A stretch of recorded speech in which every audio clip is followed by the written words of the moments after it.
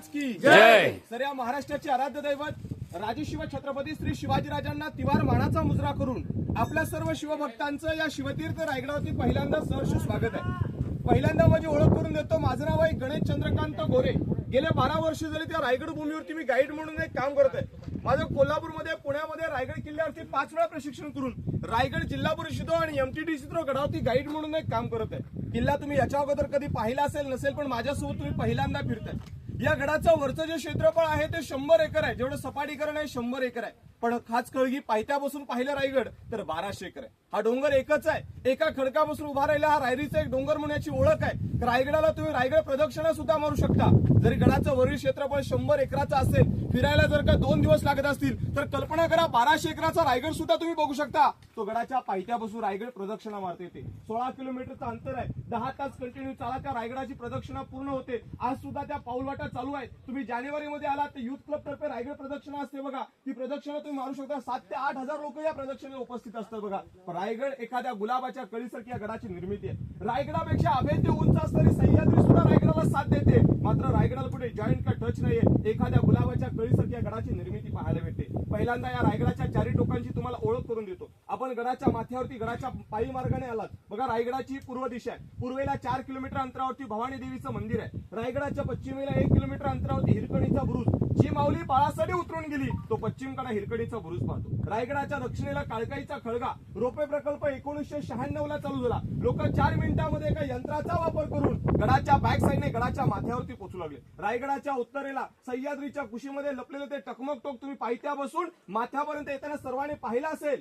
पण आपण ज्या चढलेल्या पायऱ्या त्या 2350 पायऱ्या ही किल्ल्याची समोरची बाजू. साहेब, सर्वांनी आयुष्यात रायगडात या महाराष्ट्रात जन्म घेतलेल्या प्रत्येक शिवभक्ताने एकदा तरी ही रायगडाची वारी करून पाहावी. आणि ती करत असताना ती पायी करून पाहावी. ज्या डोक्यातला घाम पायाच्या नकाला स्पर्श करतो त्या रायगडाच्या इतिहासाची जाणीव होते की 350 वर्षापूर्वी मराठ्याने वैभव कसं उभं केलं असेल ते. या रायगडाला पूर्वी 14 नाव होती. कोणी तनस, रासीवट्टा, पूर्वेचा जिंकवायकर, इस्लामगड, रायरी याचं नामकरण केलं आणि याचं नाव ठेवलं ते म्हणजे रायगड. आणि रायगड ही स्वराज्याची दुसरी राजधानी. स्वराज्याची पहिली राजधानी तुम्हाला सर्वांना माहित असेल. आपण सर्व ट्रेकर्स ग्रुप दिसताय. रायगडाच्या या ठिकाणावरून 8 किल्ले दिसतात. त्याच्यामध्ये स्वराज्याची पहिली राजधानी सुद्धा दिसते. म्हणजे ती रायगडाची पुण्याजवळ असणारी राजगड नावाचा किल्ला तुम्ही सर्वांनी ऐकला असेल बघा. कधीतरी गेला असेल बघा.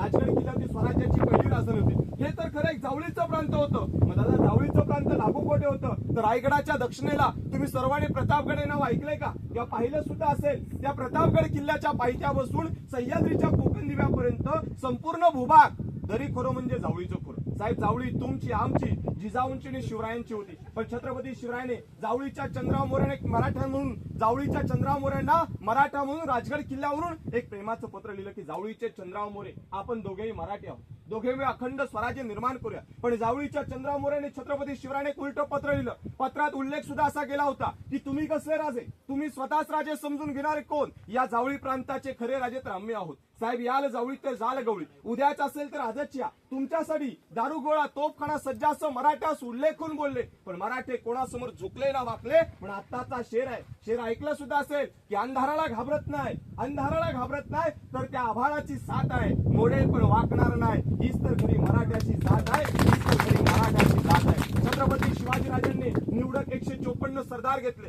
जावळी खोऱ्यावरती आक्रमण केलं. सूर्याजी काकडे यांच्या हस्ते जावळीच्या चंद्रराव मोऱ्यांचा भाऊ हनुमंतराव मोरे मारला गेला. पण तेथून पळ गाठणारा जावळीचा चंद्रराव मोरे या रायरीच्या डोंगरावरती मुक्कामी आला. शिवाजी महाराजांनी रायरीला 3 महिने वेढा दिला.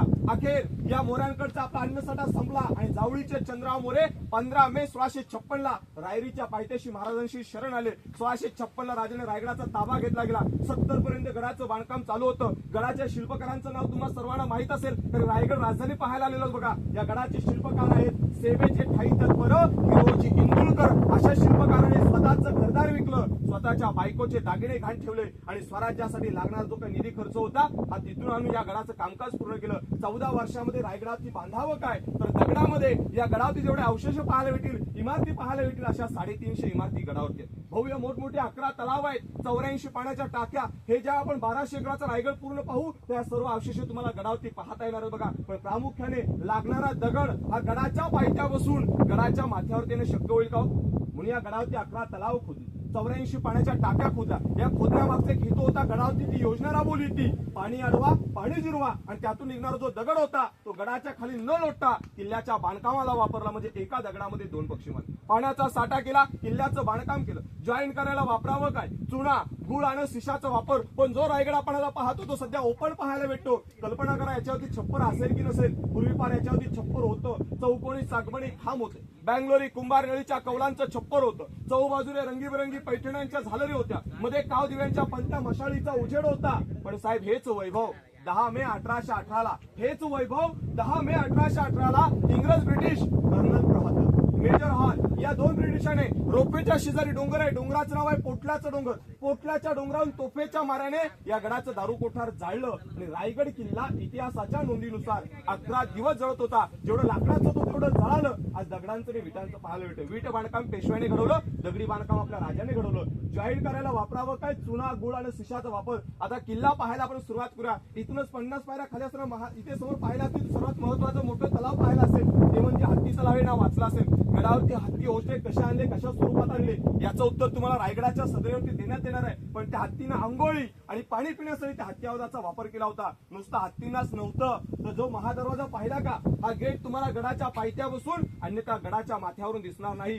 जो मावळा गडावरती पायी मार्गाने मार्गस्थ होऊन येईल त्याच वेळी त्या दरवाजाची रचना पाहायला भेटेल की तो एक नागमोडी एका गोमुखी आकारासारखा पाहायला भेटतो. जर का शत्रू आटोक्यात नाही आला, मराठ्यांकडचं धान्य संपलं गेलं, मराठ्यांकडे दगडगोटे संपले, तेल संपलं गेलं, शत्रूचा शेवटपणा आला गेला, शेवटला शत्रू जाण्यास तयार नाही, तर या ठिकाणी सर्वात एक उपाययोजना केली होती. तुम्ही सर्वांनी बाहुबली पिक्चर पाहिलाय का? त्या पिक्चर मध्ये एक सीन दाखवले बघा. एखाद्या राज्यावरती जर संकट आले तर राज्याच्या बाजूची धरणं फोडली जातात. त्या महादरवाजाला 2 पाण्याची तलावं आणि 5 पाण्याच्या टाक्या अशा या ठिकाणावरती कनेक्टेड आहेत. 1689ला औरंगजेबाचा सरदार जुल्फिकार खानाने गडाला अजगरी वेढा घातला. शत्रू आटोक्यास येण्यास तयार नव्हता. त्यावेळी त्या हत्ती तलावाचं आउटलेट फोडलं आणि त्याचं जाणारं पाणी महादरवाजातून पास केलं. शत्रू पाण्याच्या लोटाने होऊन जाईल, पण दगाफटक्यामुळे शत्रू हुशार झालं. गडावरती कब्जा मिळवला गेला. हाच किल्ला राजाराम महाराज ज्या इथे होते त्याच वेळेला येसुराणी साहेबांचा लढा इथे होता. राजाराम राजे वाघ दरवाजाने 8 फुटाला दोरखंड वापरला गेला.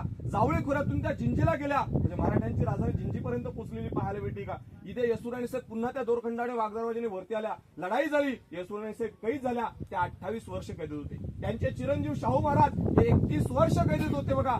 त्यावेळी याच ठिकाणावरती हा किल्ला 1689ला औरंगजेबाचा सरदार जुल्फिकार खानाच्या ताब्यात गेला. त्यावेळी त्या हत्ती तलावाचं आउटलेट खोललं होतं. 1689 पासून मागील 3 वर्षापर्यंत याच्यात पाणी साचलं जात नव्हतं. मागील 3 वर्षापासून रायगड विकास प्राधिकरणाच्या मार्फत संभाजी महाराजांच्या अथक प्रयत्नातून त्याचं सध्या तरी आउटलेट काढलेलं आहे. 95% काम झालेलं आहे. 5% आजही सक्सेसफुल नाहीये, कारण की धबधब्याला जाणारे जे पाणी तुम्ही नजरेनं पाहिलं असेल ते त्याच तलावातलं सध्या पासिंग होते बघा. आता आपण शिरकाई मातेच्या मंदिरापाशात ही गडाची गडदेवता आहे.